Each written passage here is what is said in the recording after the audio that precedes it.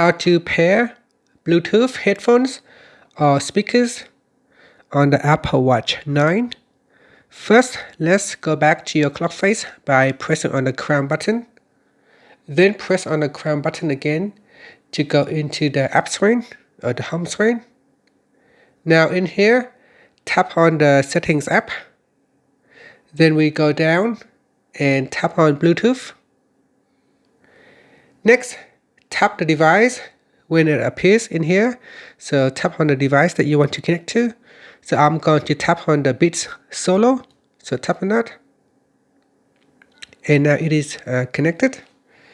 Now on your headphones, sometimes there is a button. So for example, this Beats Bluetooth. So you want to press and hold on this button right here until it flashes.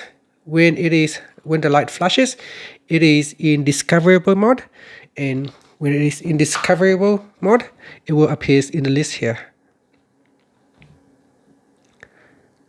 And that is connected. You can simply tap on disconnect device if you want to disconnect the headphone or the speaker. Now to choose an audio output, you can press on the side button to open up the control center. Then we scroll down and then tap on this icon right here.